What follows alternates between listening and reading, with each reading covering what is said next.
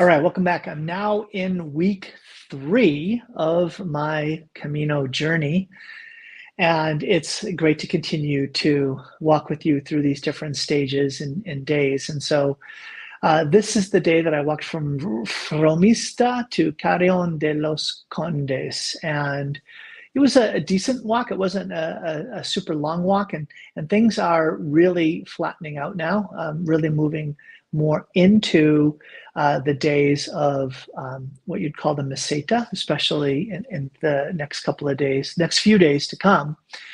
So if you remember now, I had met this married couple with a woman 2 days before, and we were in a small hotel or hostel across the hall from each other. The next day, across the hall from each other. Next day, in the same hotel again. And I knew that I was going to be walking further that day.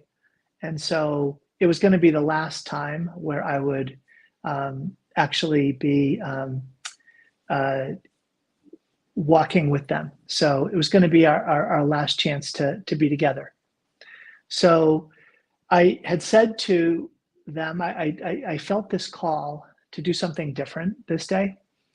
If you've been following my journey, I typically will, well, up to now, I take the first 2 to 3 hours of my hike and I just use them for prayer. Yesterday that had been interrupted a bit for the one woman I talked to. And I said, I'm going to do something different this day. I'm going to actually, from the beginning, walk with this group of 3. Because I want to redeem myself from the stumble. No, it wasn't a stumble, from the terrible way that conversation ended because of my, I don't know, stubbornness and arrogance and I don't want to be wrong, or I want to defend the church, or whatever I want to say. Let me pick my excuse. It doesn't justify the bad impact. So I wanted to redeem that. And so one way to do that was, well, let me use this final day to walk with these folks and hopefully have a life-giving conversation. Just really felt like I was called to do that. Well, God sometimes uses that to bring about a different purpose. And he did. Sometimes God will use what is right in front of you that he knows that you will connect to for the sake of a purpose that you don't know that he intends you to connect to. So I thought that the reason why I was going to walk with these 3 was for the sake, in particular, of this one woman that we had the most harsh interactions. And I thought, this is the reason why I'm going to have a chance to talk with her and hopefully unwind some of that and have an experience like I did the day before, right? Maybe I can have another one of those like powerful supernatural interventions where God's going to break through and that woman is going to come in tears and say, oh my gosh, didn't happen. In fact, I never talked to her. What ended up happening was I waited downstairs for them. They came down. I said, do you mind if I walk with you? This is like our last day and this and that. And they said, yeah, absolutely. That'd be great. Well, it ended up that I just walked with the husband. The other 2 were going to just walk together and I was going to walk with him. And so I'm like, okay, so there's going to be a gift here, because I actually really enjoyed this guy, this Australian guy, clever, quick, friendly, grounded. And it's like, okay, this is going to be the gift. I'm going to walk with him. So we started walking and within a half an hour, not even, within a half an hour, we came upon 2 Irish women that he knew, and they were stopped like at a bench. And so we're walking up to them and he recognizes them. He's a friendly guy and they recognize him. And so we all stop and they start chatting. And so I get introduced to them and they're like, well, we're ready to go. So they get up and they start walking. And now all of a sudden it's the 2 women and the 2 of us. And again, they're about my age. By the way, the average age of folks on the Camino, it's like 60. Right? It's just like, yeah, I'm seeing it every day. Well, so we start walking, and what ends up happening is one of the women ends up talking to him. So I'm behind them talking to this other woman. And I was at the beginning feeling like I thought this was about this other fellow. I thought this was about me talking with this fellow, that this is why God had connected us. God does many things that we can't see. It ends up that I end up having this conversation with this woman. And like is the case, and so just I want you to hold on to this principle that at the beginning of a conversation, it's a very natural thing to start with the things that are easy at hand to talk about.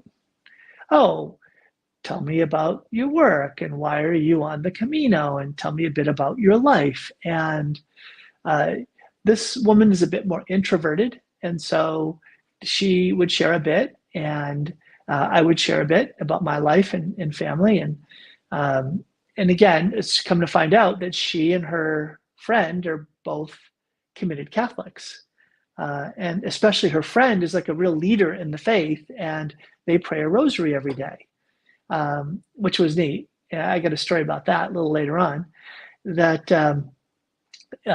So we are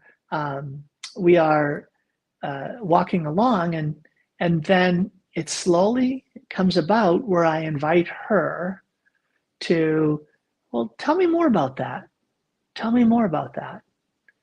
And she begins to share a story that was shocking, unbelievable. I want to start with this. This was a woman who was living her Catholic faith, and who, in a very gentle but clear way, was not harboring a grudge against the Catholic Church. Now, in Ireland, I had met more than one Irish Catholic who either was really struggling to be a faith-filled Catholic because of what had happened in Ireland, or who had left the faith altogether because of what had happened in Ireland. Again, this has to do with the pedophilia crisis and other sort of negative actions by the hierarchy. Not this woman. She was, let's call it a childlike but beautiful and strong faith in saying that, the church has done some bad things, but people are human and this and that, and just was very wasn't defensive or negative. And then when I hear that, I start hearing more. It ends up opening a door to hear more about her story and the family that she grew up in.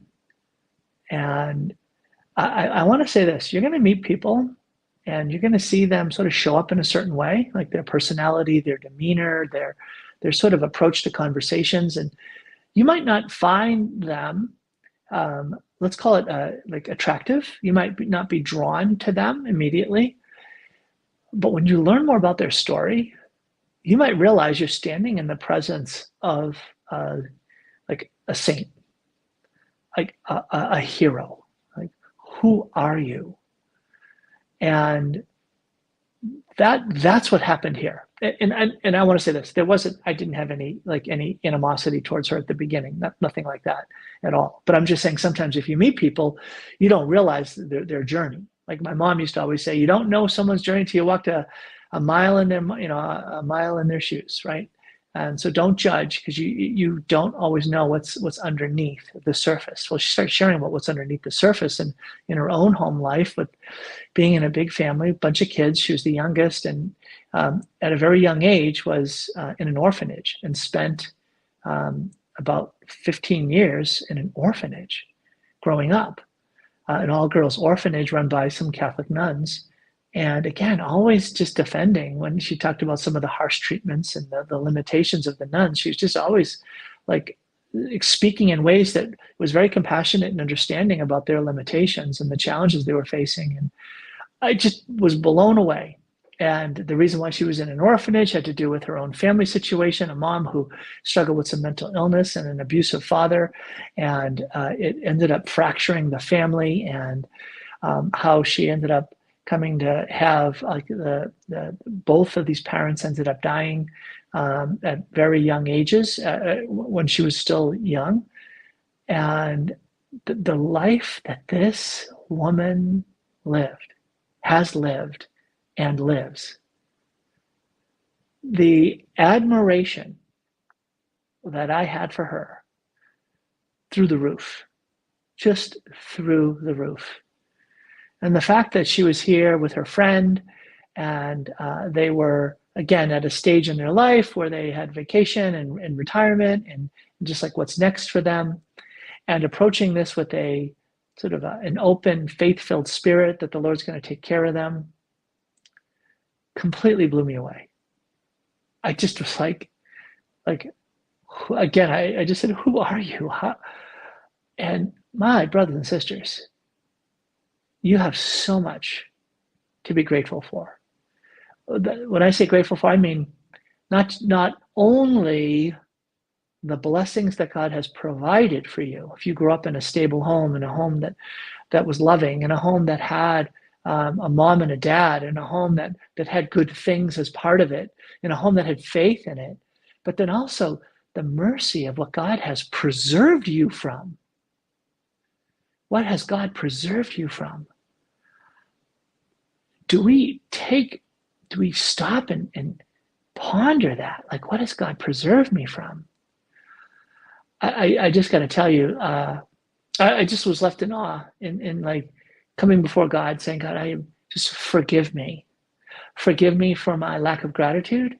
Forgive me for my lack of appreciation. Forgive me. I repent for just taking for granted the immense blessings that I would not quickly count, but maybe focus more on the limits of what I faced.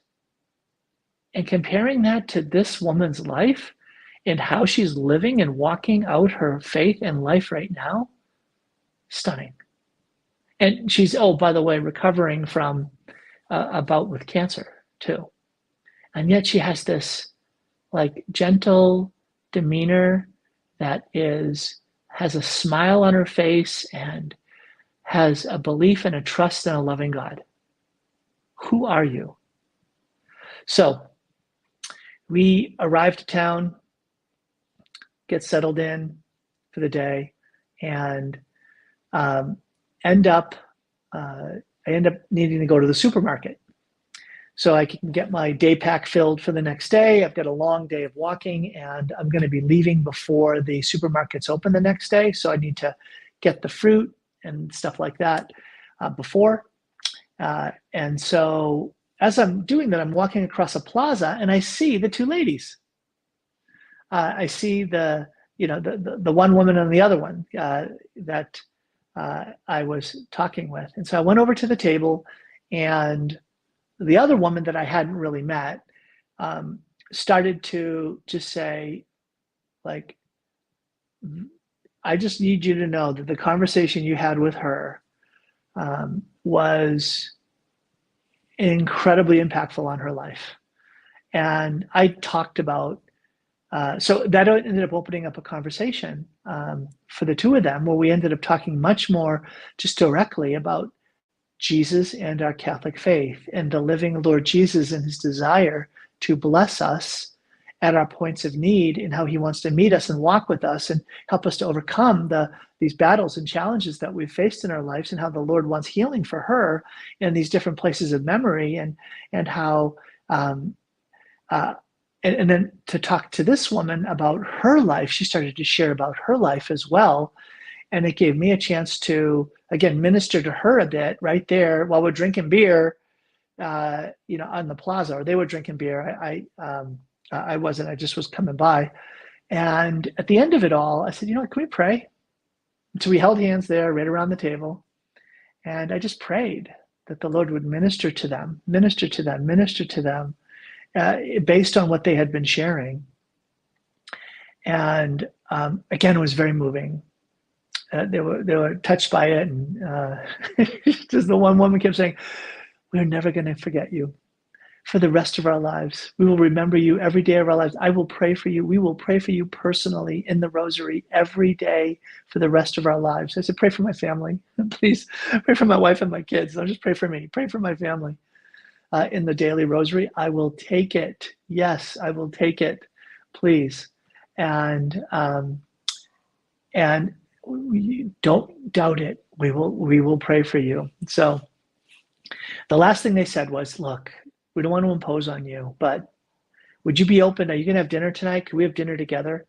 Again, it's one of those things that you do at the end of the day and this and that, and you go out to dinner. And so I said, well, I've got some work to do, but if I can finish the work, I'll meet you at this particular time. And so I felt called at the time that we had a set to stop working and to go have dinner with them. And I did, and it was just it was a delightful dinner. It was actually more fun and light. And come to find out more about them praying the rosary, one of the things I'd been sharing about the rosary is that when I'm praying the rosary and I'm walking by myself, if I get through a decade and I wasn't really paying attention to it, it didn't feel like I was really honoring either the particular son or daughter or my wife that I'm praying for in that decade, or actually reflecting on the decade itself, I'll just go start over again. Or I'll add on more Hail Marys. I'll base on just how many Hail Marys was I really reflecting on. And they told the funny story about when they're praying the rosary together, this one woman who is just really full of faith, who's leading the rosary, she'll just get caught up in the mystery. And so she'll pray sometimes way more than 10 Hail Marys. She'll pray 12, 15, 17. And she'll say, did I reach 10 yet? She said, you reached 10 a long time ago. It's 17. She said, I think like one time they prayed like 28 or 42 Hail Marys before she kind of came out of the mystical cloud and came down and said, are we done with 10 yet? And the sweet other friend of hers, wouldn't say, honey, we reached 10. Let's get to the glory be. And so I thought that was so endearing to me because it was a kind of a corresponding way of like praying the rosary and to the extent that you can. The only difference was I went longer than 10 because I was losing focus. They went beyond 10 because she was so deeply immersed. If you're going to go beyond 10, let it be her way, not mine. But I thought that was a beautiful gift as well. So we were going on and chatting and things like that in the conversation. And when we got back to the hotel, I said, you know what, I want to get something for you. And I ended up giving them some of the oil that was burning in front of the Holy Face in Tours, France. If you remember the story from my pre-Camino days in Tours, France, the tradition of Leo Dupont having the image of the Holy Face, and he would burn oil, olive oil, in front of it, and that oil would be used to pray for people for healing.